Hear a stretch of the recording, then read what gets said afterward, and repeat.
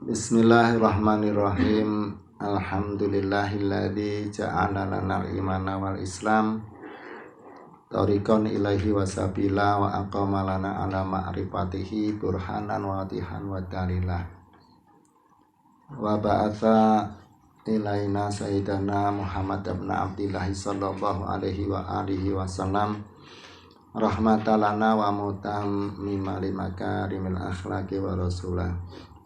Wassalatu wassalamu ala sayyidil mursalin sayyidina Muhammadin wa ala alihi tahirin wa ashabihil mujahidin wa man tabi'ahum bi ihsanin ila yaumiddin. Rabbi shrah li sadri wa yassir li amri wahlul 'uqdatam min lisani yafqahu qawli bi rahmatika ya arhamar rahimin. Amma ba'du. Qala mu'alifu rahimahullah ta'ala wa nafa'ana bihi wa bi ulumihi wa barakatihi fid dharaini amin. Dan utus Kanjeng Nabi Muhammad maring sekabehane manungsa lan jin lan malaikat. Alhamdulillah, pada malam hari ini kita sampai kepada pembahasan selanjutnya, yaitu bahwa baginda Nabi Muhammad sallallahu alaihi wasallam itu utusannya Allah, Rasulullah, bukan Rasul kita, tapi Rasulullah. Kadang-kadang ono yang mengatakan Kanjeng Nabi Muhammad itu Rasul kita. Rasul kita ki kaya yo itu Rasulullah, utusane Gusti Allah, bukan utusan kita, tapi utusane Gusti Allah. Nah, seorang utusan itu pastikan ada yang disampaikan dan disampaikan kepada siapa mestinya. Jadi ada yang dibawa. Seorang utusan itu membawa apa untuk disampaikan kepada siapa. Nah, ini Rasulullah itu utusan Allah, itu diperintah untuk menyampaikan kepada semua manusia, jin dan malaikat. Kita paham satu persatu. Jadi kita ambil dari manusia dan jin dan manusia. Minal jinnati wan nas. Jadi Rasul diperintah kepada jin dan manusia itu dinamakan dengan irsalu taklifi. Tadi diperintah untuk memberi taklif atau beban. Nah, nanti kita akan tahu beban. Jadi bebannya apa saja, yaitu yang isinya wajib, sunnah, haram, makruh, mubah. Itu namanya khitab taklif. Nah, di taklif atau beban.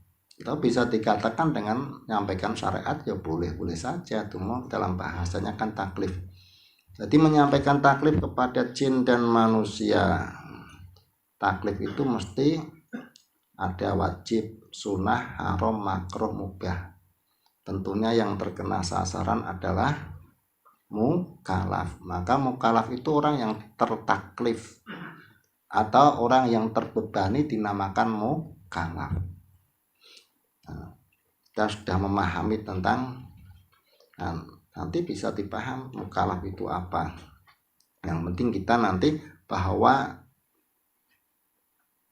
Rasul Shallallahu Alaihi Wasallam itu menyampaikan kepada jin manusia, yaitu menyampaikan taklif. Ya tentunya namanya khitabullah, khitabut taklif, nanti khitab buat itu taklif dan itu wad'i.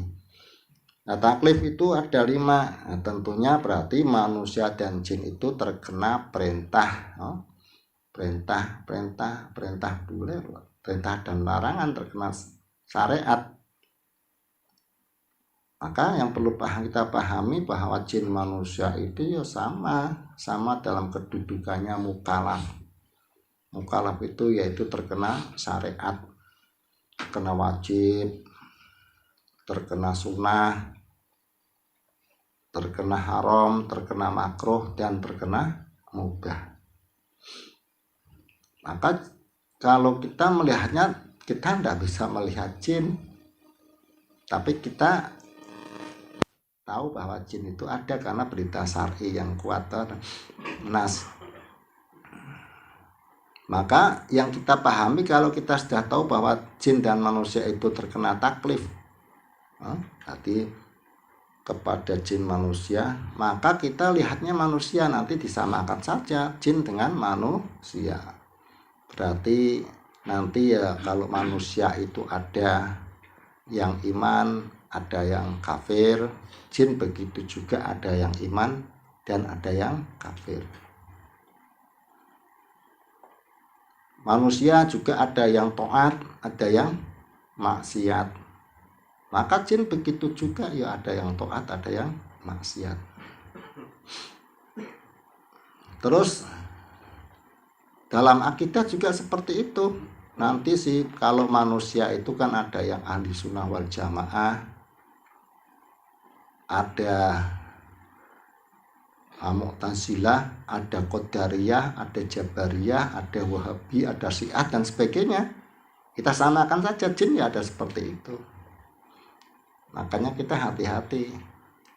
Ya memang kita manusia dalam nasnya tidak bisa melihat kepada jin, tapi jin melihat kepada manusia. Nanti di akhirat kebalikannya. Nanti manusia bisa melihat jin dan jin tidak bisa melihat kepada manusia. Jin itu bohong. Namanya apa? Bohong. Bohong ngapusi. Kadang orang jin itu bisa melihat jin. Siapa bisa melihat jin? Itu berarti orang seperti itu nanti kesaksiannya akan tidak diterima karena mengandung kebohongan. Makanya lah itu kalau ada orang yang melihat seperti goib gimana? Nah nanti gini, jadi jin itu memang tidak bisa dilihat oleh manusia.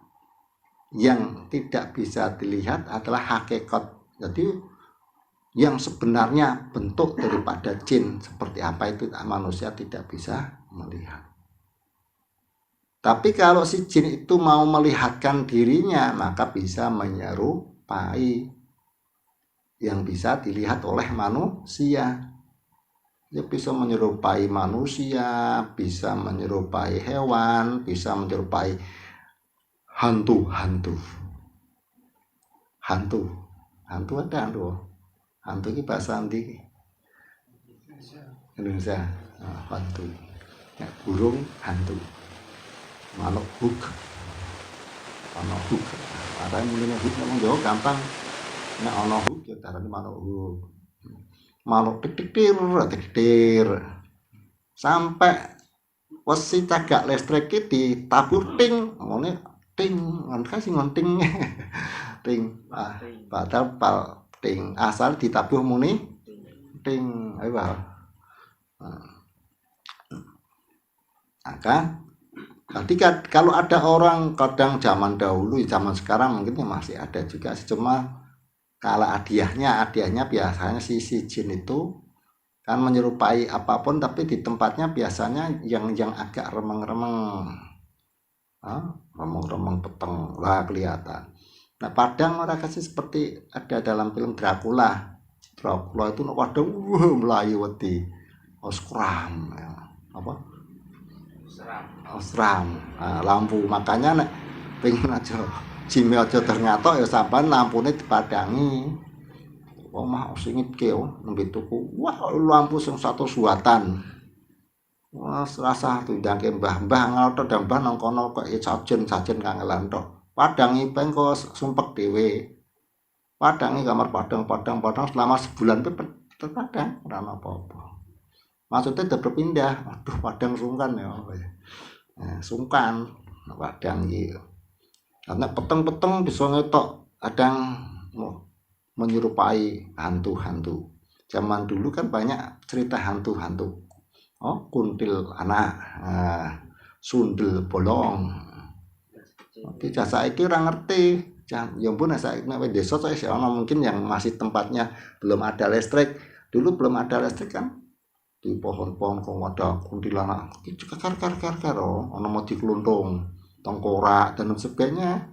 Ya sampai dua TV blog apa cerita itu berarti dari bangsa jin, dari bangsa jin. Nah, makanya kan ada orang mungkin kan enggak, yang kadang membahayakan itu orang tidak punya ilmu, apalagi tidak memahami ilmu tauhid, terus senengannya wiridan, wiridan sampai lakon ceritane, lakon poso 40 dino 40 hari, terus wiridan malam-malam, kadang wiridan di kuburan, di tempat yang sepi-sepi. Itu nanti kan umpamanya akan didatangi orang ceritanya kayak ngono. Jadi orang lihat kadang-kadang melihat orangnya kadang memakainya seperti kayak ulama, kadang putih-putih, udeng-udengan. Ngaku nih aku sunan, sunan. Nah itu bahaya. Nah, sebetulnya kalau kita punya ilmu apa enggak masalah sih Pak ditemoni apa-apa. Nah kita kan kalau ketemu orang-orang gampang dilihat saja dia menyesatkan atau enggak. Kalau tidak menyesatkan tidak masalah wajib.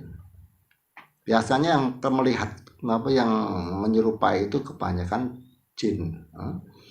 Makanya kan orang paham akidah Ahlussunnah wal Jamaah, engko ana jin Wahabi. Lah ini jin Wahabi namanya. Sampai diulang kalau jin Wahabi engko diulang nang kono. Aku ngakune sunan bopo ngakune imam besar kan sampean percaya. Apa ora paham akidah? Akidah yang benar adalah akidah tauhid dibagi menjadi 3. Tauhid rububiyah, tauhid uluhiyah, tauhid asma wa sifat tersesat. Karena itu tauhidnya Wahabi bukan ahli sunnah wal jamaah. Ya ngono. Itu apa menah basa jin sing tafsidah dan sebagainya. Engko sama dikek wiridan. Nah, makanya kadang-kadang ada orang yang sampai melakukan seperti itu dan ada memang kadang-kadang kesurupan gila kemudian itu nanti yang kena dampaknya itu wong sing belajar ilmu tauhid yang sebenarnya yang benar. Karena kadang-kadang ono wong sing belajar ritual ki wiriduan dengan apa meditasi mengakunya belajar ilmu tauhid dan terus edan. Nah, padahal bukan belajar ilmu tauhid. Kalau ilmu tauhid itu tidak ada pelajaran amal, ada ilmu tauhid, ilmu keyakinan dengan dibangun dengan berpikir, bukan wiridan, bukan opo. Nah, wiridan ke pelaksanaan orang yang sudah paham ilmu tauhid. Berarti kadang belajar tauhid apa? Oh, nek mengi-mengi dimulai dengan jam 12 malam, midnight show. Jam 12 malam, tengah malam. Yang kono salat usuk setane. Wis wiridan. Lihat aja banyak kok ya. Tapi malah kok jadi stres. Soalnya orang ngerti. Nah, itu bukan ilmu tauhid yang seperti itu. Kalau ilmu tauhid yang malah justru orang yang belajar ilmu tauhid menghilangkan kegilaan. Karena kalau tidak belajar ilmu tauhid biasanya loh tauhid Ahlussunnah wal Jamaah itu tidak memahami akal. Tidak memahami wajib, mustahil, jaiz. Maka orang yang tidak paham wajib, mustahil, jaiz, maka iku laisa bi'aqilin bal huwa majnun. Orang itu akalnya rusak utawa gila. Ya, berarti kan akal. Nek mengatakan tidak punya akal kok tidak etik kok. Karena apa? Manusia kan hayawanun natikun. Maka ya umpama manusia ana akale ya akale rusak wis. Akal rusak itu berarti nama lainnya akal rusak adalah gila, stres, error.